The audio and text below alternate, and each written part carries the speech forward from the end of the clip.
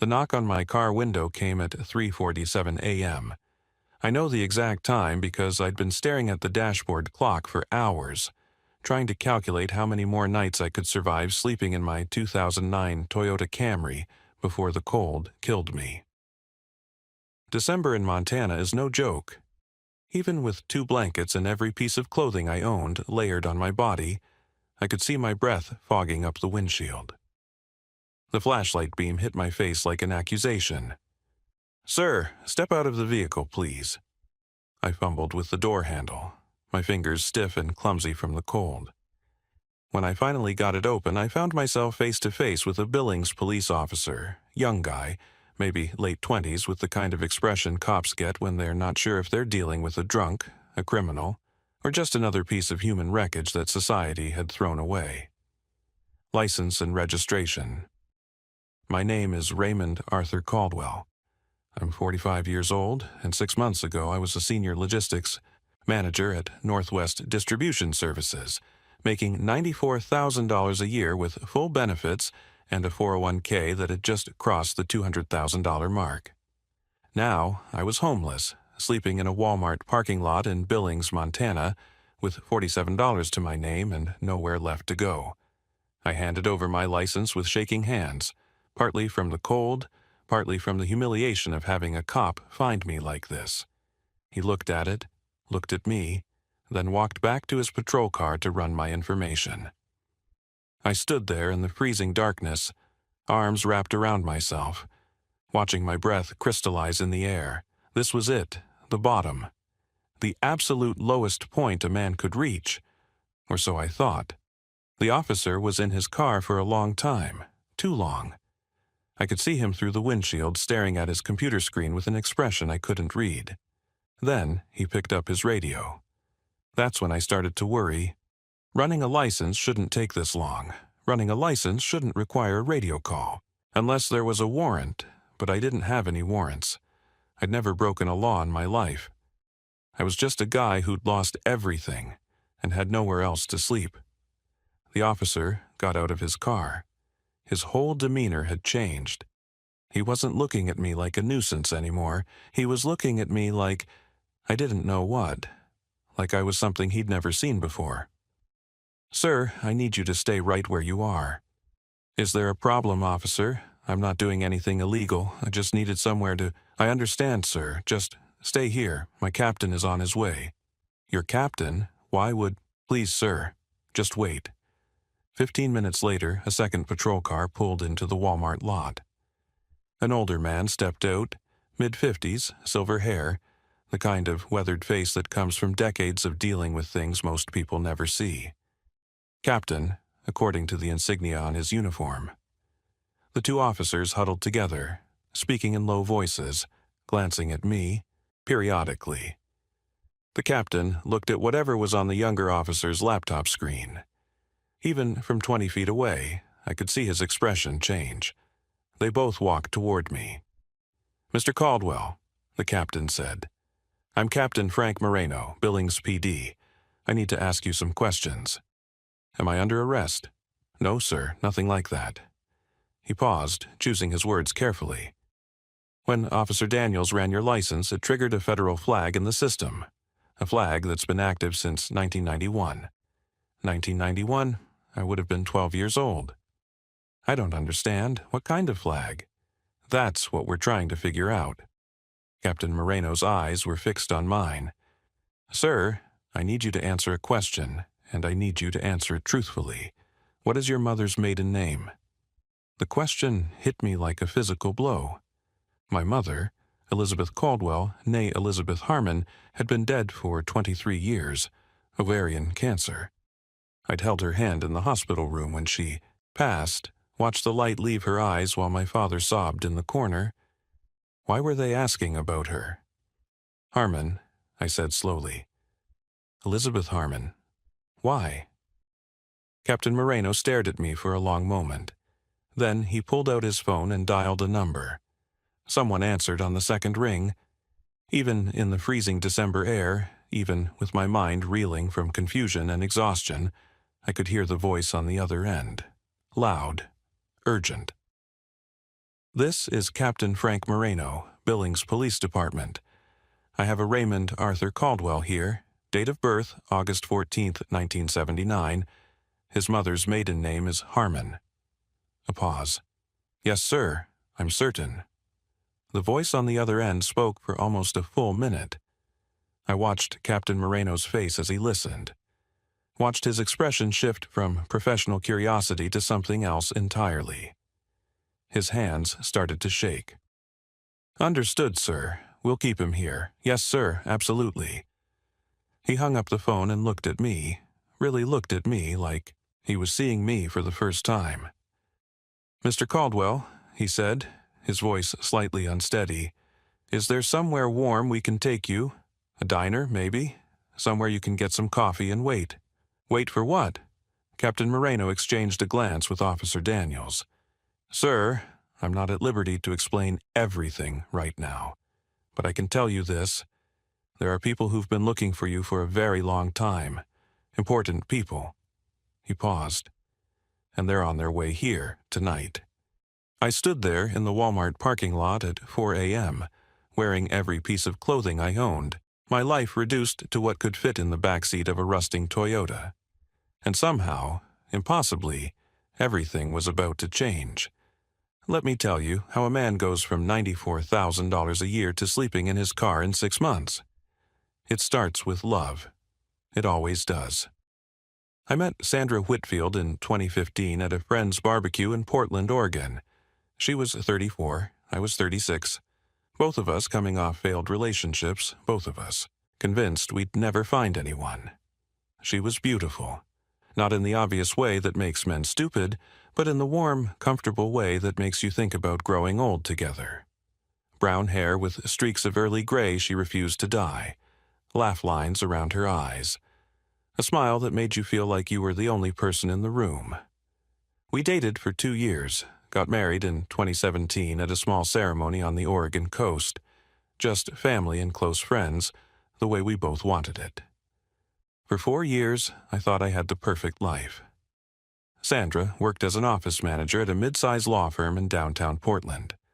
I'd drop her off sometimes when her car was in the shop, walk her to the elevator, kiss her goodbye like a lovesick teenager. The firm was called Garrett and Associates. Personal injury, mostly. Ambulance chasers, but successful ones. The senior partner was a man named Mitchell Garrett. I should have seen it coming. The signs were there, same as they always are. Late nights that turned into later nights. New clothes, new perfume, new attention to her appearance. The way she'd angle her phone away from me when texts came in. But I trusted her. I loved her. And I was too busy building a life to notice that she was tearing it down behind my back. I found out in March 2024. Sandra had left her laptop open on the kitchen counter. She was in the shower, and I was looking for a recipe she'd bookmarked. Lamb chops, her favorite.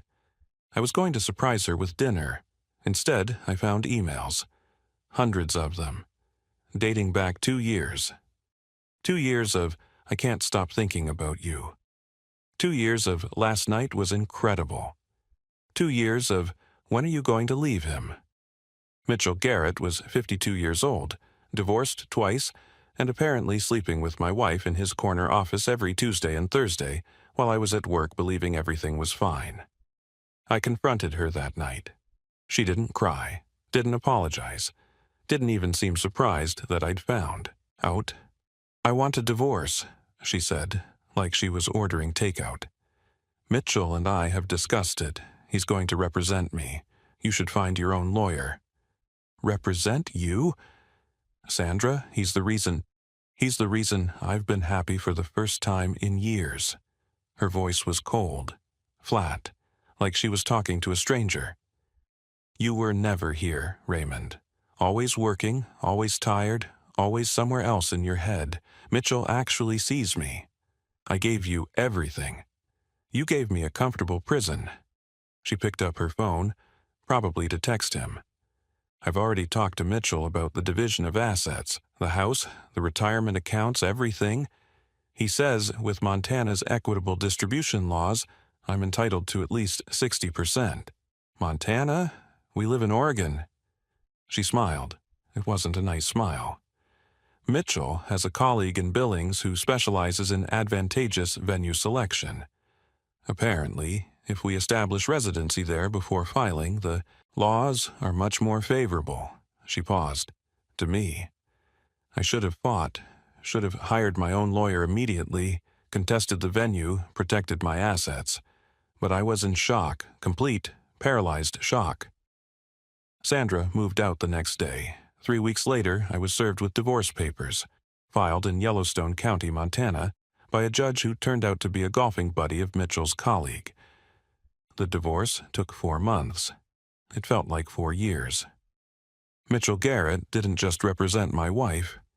He dismantled my entire life with surgical precision.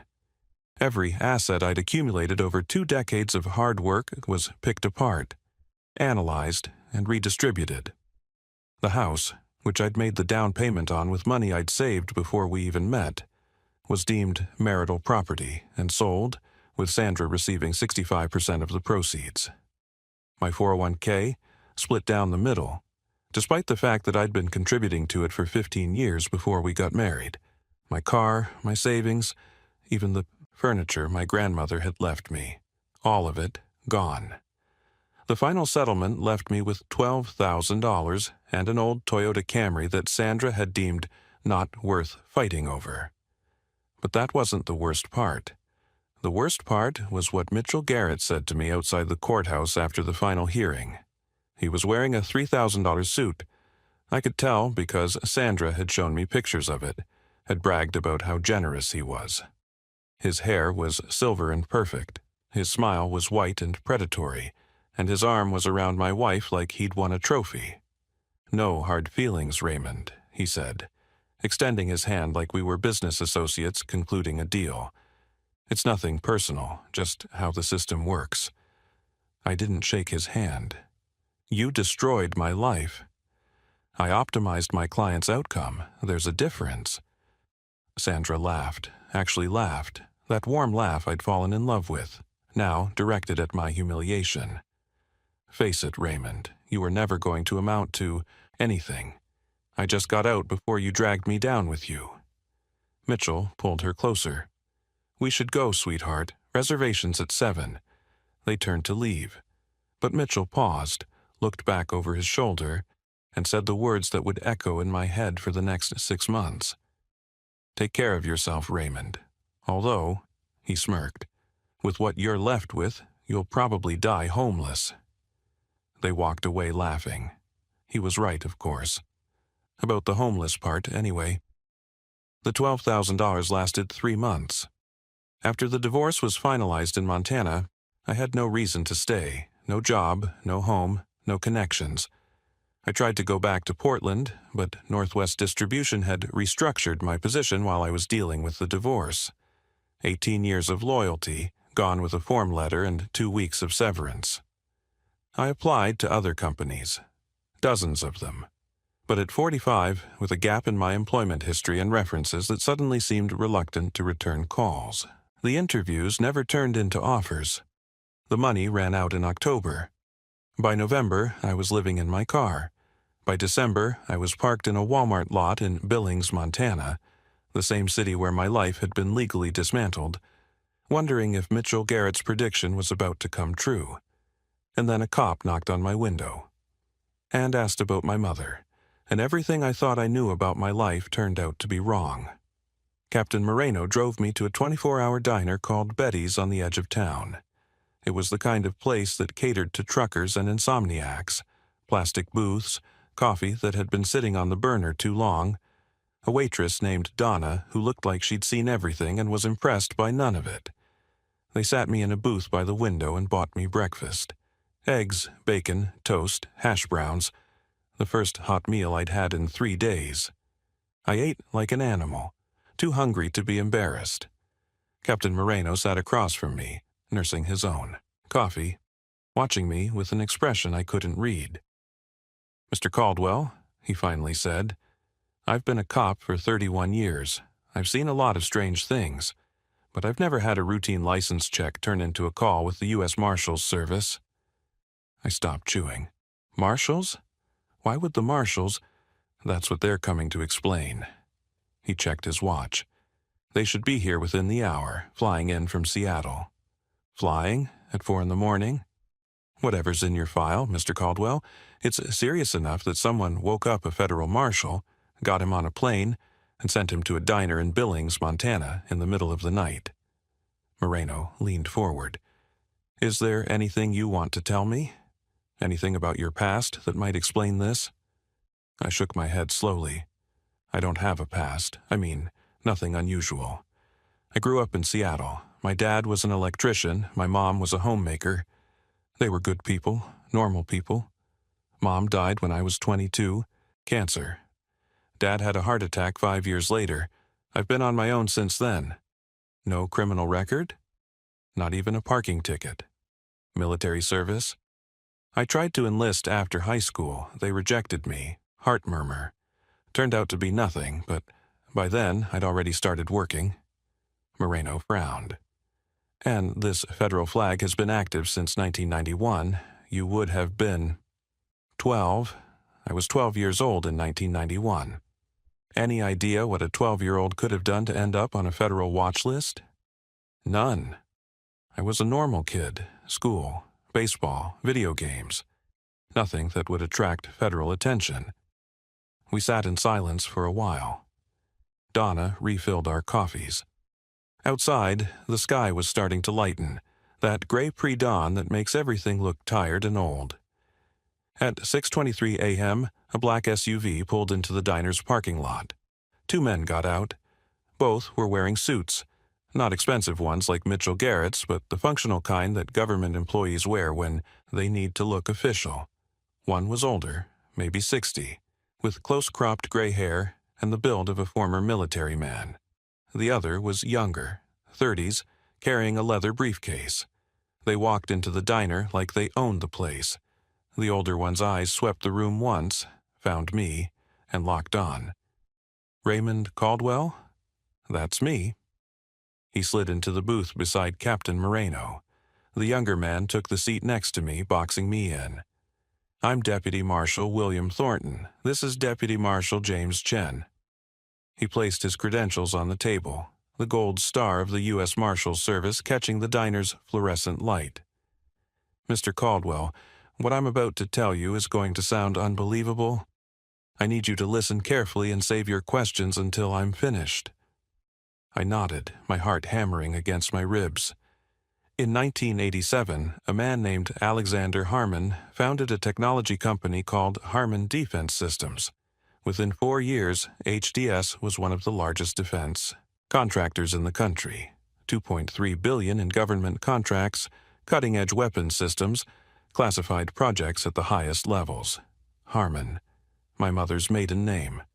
Alexander Harmon had a younger sister named Elizabeth.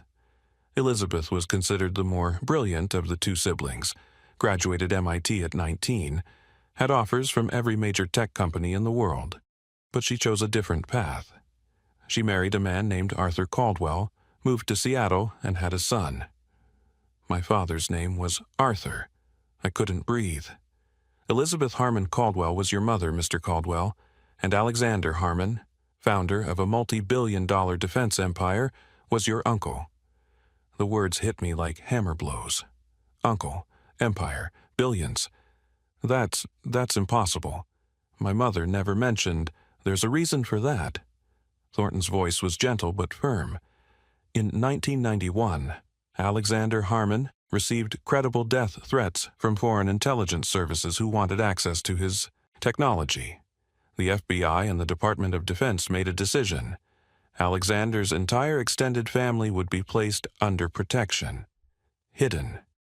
Any records linking them to Harmon would be sealed. But my parents never said anything. They weren't told the full truth. They were told it was a temporary precaution, that it would all blow over in a few years, but the threats never stopped. And then, in 1994, Alexander Harmon was killed in what was ruled a small plane accident. I remembered that year. I was 15. My mother had seemed different. Quieter, sadder. I'd asked her once if something was wrong, And she'd just hugged me and said sometimes life doesn't work out the way you planned. After Alexander's death, his estate went into a complex trust structure. No heirs were named publicly for their protection.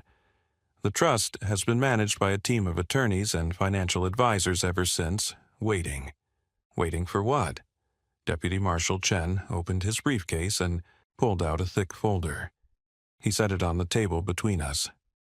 Waiting for you, Mr. Caldwell. Alexander Harmon's will was very specific.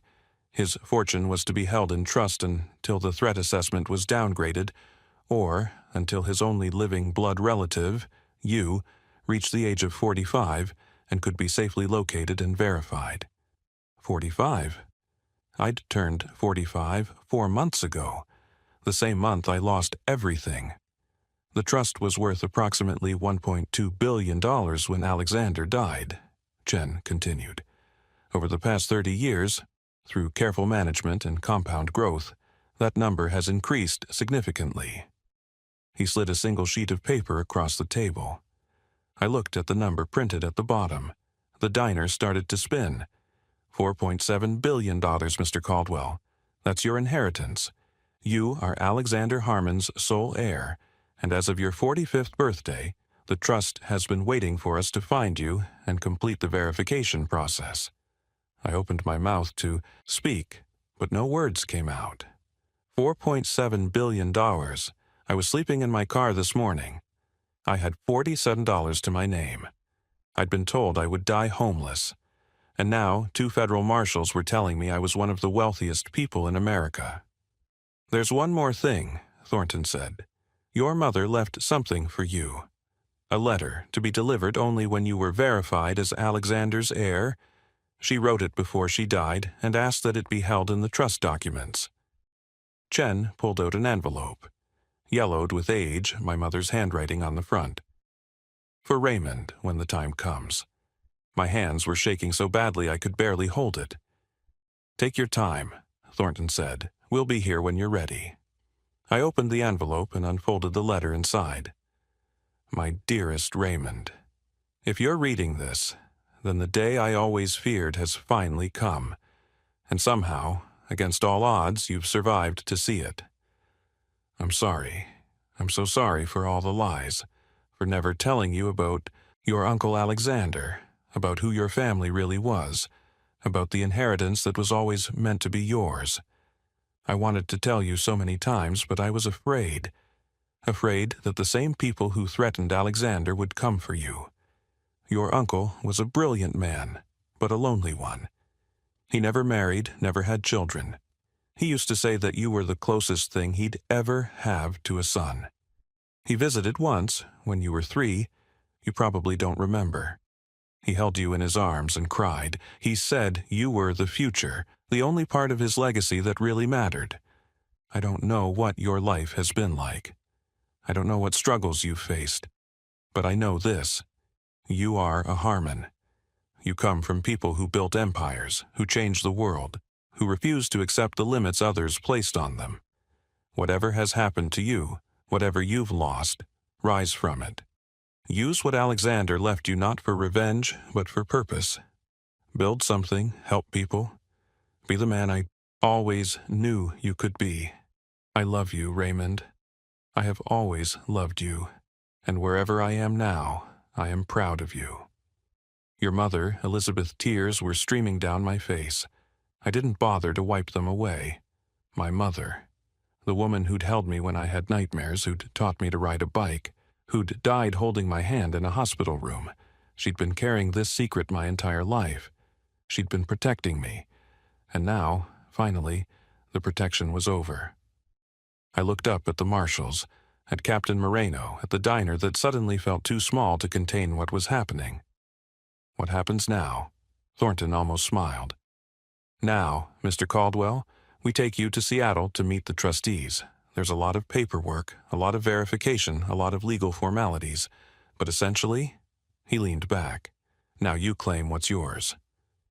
I looked out the window at my rusting Toyota Camry, still parked in the lot across the street. 6 hours ago I was homeless. Now I was a billionaire. And somewhere in Portland, Mitchell Garrett was waking up next to my ex-wife, confident that he'd destroyed me completely. He had no idea what was coming. The next 6 weeks were a blur of lawyers, accountants, and documents. The trustees, a team of 7 attorneys and financial managers who'd been guarding my uncle's legacy for 3 decades, were headquartered in a glass tower in downtown Seattle. They'd been expecting me for years, apparently, had protocols in place, verification procedures, contingency plans. They were also, to my surprise, genuinely happy to see me. "Your uncle spoke about you often," said Margaret Chen, the lead trustee. No relation to Deputy Marshal Chen, just a coincidence. She was 73 years old, had been Alexander's personal attorney since the company's founding, and had the kind of sharp eyes that missed nothing. "He had a photograph of you on his desk, the last one your mother sent him when you were about 10. I don't remember ever meeting him. You were very young, but he remembered you." She smiled. "He used to say you had his sister's eyes, Elizabeth's eyes." The verification process was extensive. DNA tests, document authentication, interviews with people who'd known my mother decades ago. The Marshal's Service was involved, along with the FBI and several agencies whose names I wasn't allowed to know. But eventually, after 6 weeks of bureaucracy and background checks and signatures on documents I barely understood, it was official. I was Raymond Arthur Harmon Caldwell, legal heir to Alexander Harmon's estate, and I was worth $4.7 billion. The money was staggering.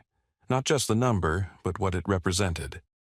Harmon Defense Systems had been sold in 2001, but the proceeds had been invested in everything from tech startups to commercial real estate.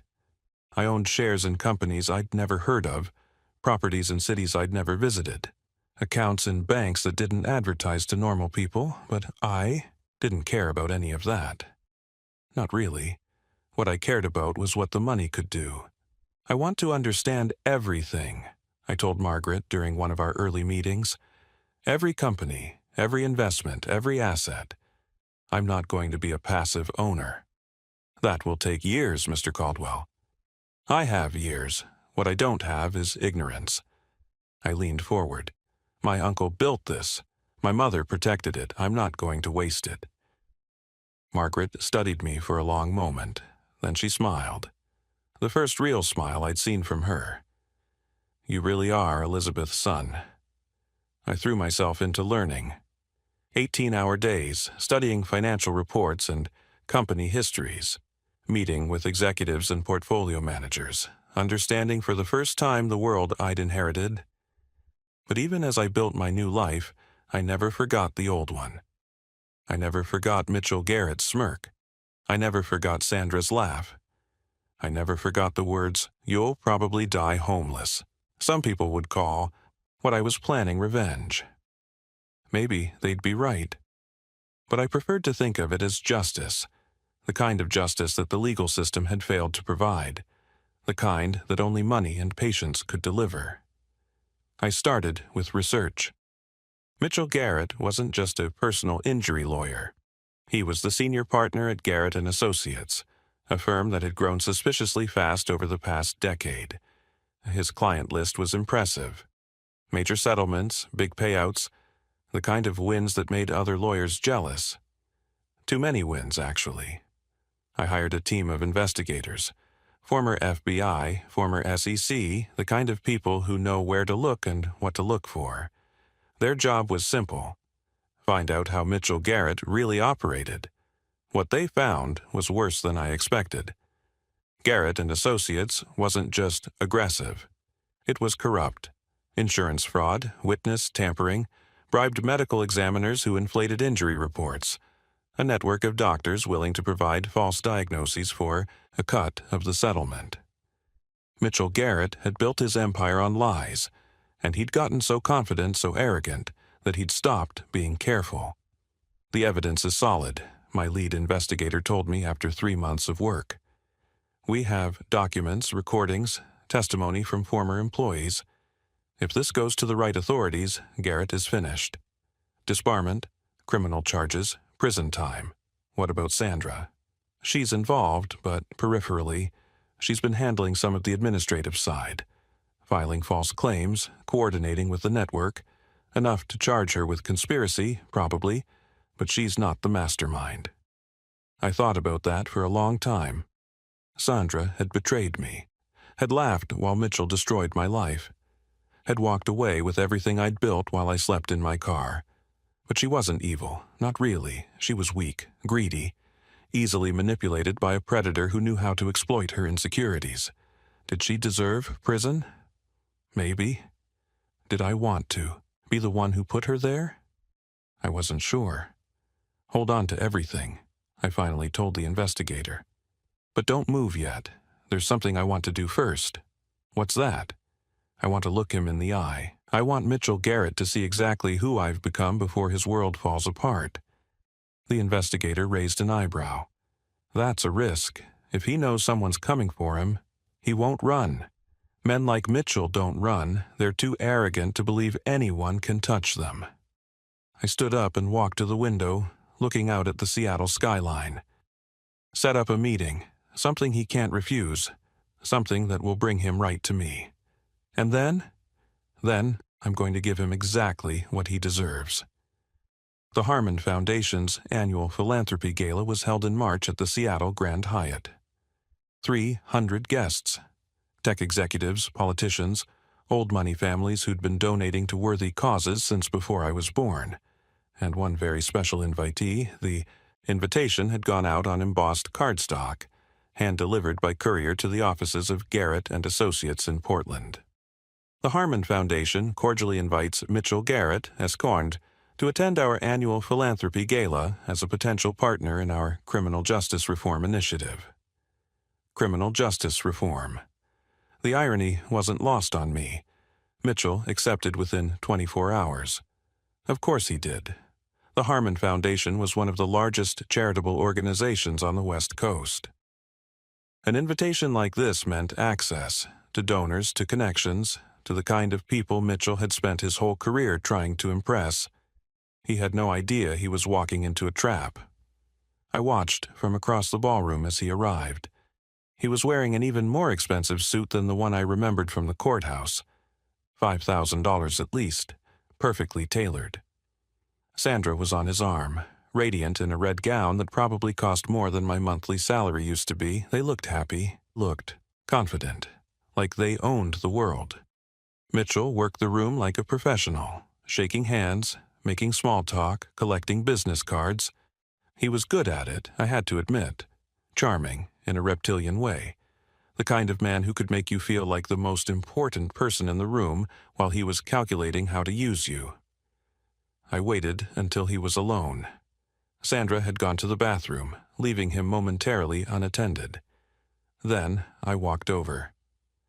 "Mr. Garrett," he turned, his professional smile already in place. "Yes, I don't believe we've—" He stopped, the color drained from his face. "Raymond?" "In the flesh." I extended my hand, although I go by Raymond Harmon Caldwell now. Family name, you understand. He didn't shake my hand. He just stared at me, at my tailored Brioni suit, my platinum cufflinks, the quiet confidence of a man who no longer had anything to prove. How is this possible? You were homeless, sleeping in my car. You predicted I'd die. That way, if I remember correctly. I don't understand. The Harmon Foundation. You're connected to... I don't just connect to the Harmon Foundation, Mitchell. I am the Harmon Foundation. I let that sink in. My uncle was Alexander Harmon. Perhaps you've heard of him? Defense contractor, built a $2 billion empire from nothing. He left everything to me. Mitchell's mouth opened and closed. No sound came out. Funny how things work out, isn't it? 6 months ago you told me I was nothing, that I'd never amount to anything, that I'd die in a gutter somewhere. I smiled. And now, here we are, at my gala, in my ballroom, surrounded by my guests. "Raymond, listen." He was sweating now, his composure cracking. "Whatever happened between us, it was just business. You understand that, right? Nothing personal. You took everything from me. My wife, my savings, my home. You left me with nothing and laughed while you did it.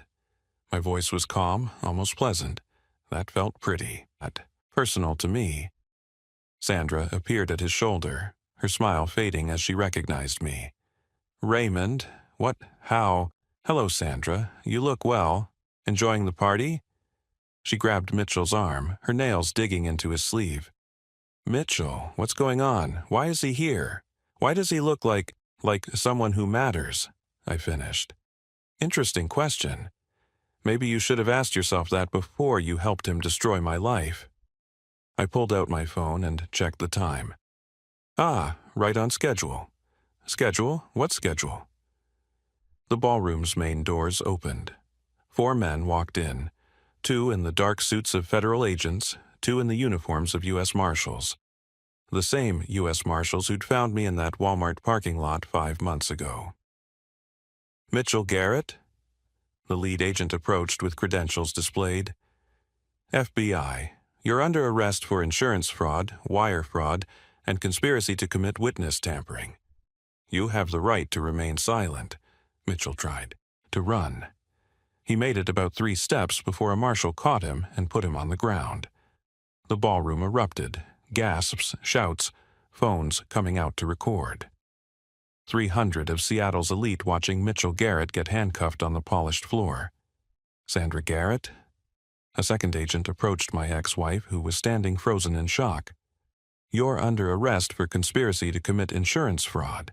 You have the right to remain silent. Anything you say can and will be used against you. No, Sandra screamed, twisting away. I didn't do anything. It was all Mitchell. I just did what he told me. That's not what your email records indicate, ma'am. They cuffed her anyway. Gently, professionally, but firmly. As they led her past me, Sandra's eyes met mine. Mascara was running down her cheeks. Her perfect gown was disheveled. She looked exactly the way I'd felt that day outside the courthouse. Destroyed, humiliated, helpless. Raymond, she whispered, please. I'm sorry. I never meant... You laughed, I said quietly. When he told me I'd die homeless, you laughed. She had nothing to say to that. The agents led them both out. The ballroom was chaos. Reporters who'd been invited to cover the gala now had the story of the year. Mitchell Garrett, prominent Portland attorney, arrested for federal crimes at a charity event hosted by a mysterious billionaire. A billionaire who turned out to be his former victim. Deputy Marshal Thornton appeared at my elbow. That was dramatic. You told me 5 months ago that I'd claim what was mine. I did. I meant the money. The money was just the beginning. I watched the door close behind Mitchell and Sandra. Justice, that's what I was really claiming. Thornton studied me for a moment. Your uncle would have approved. He was a man who believed in consequences. So am I. The gala continued eventually. People are resilient. Free champagne helps. By midnight, the arrests were just a story people were telling each other, another scandal to gossip about over cocktails. But I didn't stay to celebrate. I went back to my hotel room, sat by the window, and watched the Seattle lights glitter against the darkness. Mitchell Garrett was going to prison. Sandra would probably get probation, maybe a few months of minimum security. She was small fish, and she'd cooperate. Their lives were over. Everything they'd built on lies and cruelty was dust. And me? I was just getting started. Mitchell Garrett was convicted 8 months later. The trial was a media circus. Prominent attorney revealed as career criminal, brought down by the homeless man he'd mocked and robbed. Every news outlet in the Pacific Northwest covered it. Court TV ran daily segments. True crime podcasts were already planning episodes. The evidence was overwhelming. My investigators had done their job well, and once the FBI started digging, they found even more than we'd uncovered. Mitchell had been running his scheme for almost 15 years, defrauding insurance companies out of tens of millions of dollars. The judge gave him 22 years. I was in the gallery when the sentence came down. Mitchell looked at me once, just before they led him away. His eyes were empty. No arrogance left, no charm, nothing but the hollow stare of a man who'd finally run out of plays. I didn't say anything, didn't gloat, just watched him disappear through the door that led to the rest of his life. 22 years. He'd be 74 when he got out if he made it that long. Somehow, I doubted he would. Sandra took a plea deal, 2 years of probation, 200 hours of community service, full cooperation with prosecutors. She lost everything, of course. The house Mitchell had bought her, the cars, the jewelry. She was living in a studio apartment in a bad part of Portland, working as a receptionist at a dental office. Part of me felt sorry for her. A small part. Then I remembered her laugh outside, that courthouse, and the pity faded. I heard through mutual acquaintances that she tried to reach out to me once, sent a letter through my lawyers, apologizing, explaining, asking if there was any chance we could talk. I didn't respond. Some doors, once closed, should stay closed. The Harmon Foundation grew under my leadership. We expanded into education, funding scholarships for first-generation college students. We built community centers in underserved neighborhoods. We created programs to help people who'd been wrongly convicted, who'd lost everything through no fault of their own, who just needed someone to give them a chance. I knew what it felt like to have nothing. I wanted to make sure fewer people had to feel that way. Captain Frank Moreno came to visit me once, about a year after everything happened. He was retiring from the Billings PD, 32 years of service, finally ready to hang up his badge. We had dinner at a steakhouse in Seattle. My treat. I still think about that night, he said over his ribeye. Finding you in that parking lot. Thinking you were just another homeless guy having a rough time. I was a homeless guy having a rough time. Yeah, but you were also a billionaire. You just didn't know it yet. He shook his head. Life's strange. That's one word for it.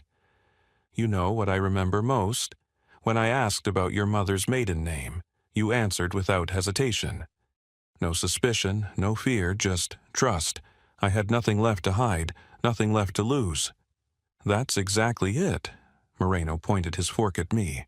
Most people, when they hit rock bottom, they close off.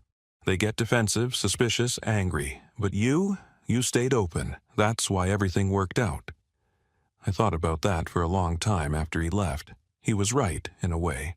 The worst moment of my life, that freezing night in a Walmart parking lot, cops knocking on my window, no idea what was coming, had been the moment everything changed, not because of the money. The money was just an accident of birth, a lottery ticket I didn't know I was holding. What changed was me. I stopped fighting against what had happened and started moving through it. Stopped asking, why me, and started asking, what now? And somehow, impossibly, that had made all the difference. I still have my old Toyota Camry. It's in the garage of my house in Seattle. A modest place on Queen Anne Hill, nothing like what you'd expect from a billionaire. I could have bought a mansion, a yacht, a private island. Instead, I bought the kind of house I'd always wanted. 3 bedrooms, a garden, a neighborhood where people wave when they walk past. The Camry is rusted and dented and probably not worth the cost of the insurance, but I keep it anyway. It reminds me of who I was before all this, who I still am, underneath the money and the foundation and the new name. A guy who lost everything. A guy who survived anyway. A guy who learned that your life can change completely in a single moment, for worse or for better, and the only thing you can control is how you respond. Last week I was going through some old papers when I found the divorce settlement, the document that took everything from me, signed by a corrupt judge in a rigged court. I held it for a long moment. Then I put it in a frame and hung it in my office, right where I can see it every day, not as a reminder of what Mitchell Garrett did to me. As a reminder that the worst days of your life don't have to be the end of your story. Sometimes they're just the beginning. People ask me sometimes if I believe in fate. I think about my Uncle Alexander hiding his fortune for decades to protect a nephew he barely knew. I think about my mother, carrying her secret to the grave, trusting that somehow I'd find my way to the truth. I think about that cop who ran my license at 3 a.m. in a random parking lot, triggering a flag that had been waiting 33 years to be triggered. What are the odds? 1,000,000 to 1, 1,000,000,000 to 1? I don't know if that's fate or luck or something else entirely. What I know is this: I didn't give up.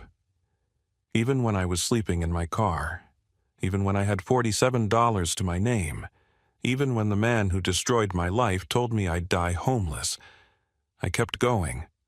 Not because I knew something better was coming, because stopping wasn't an option. So here's what I want to ask you.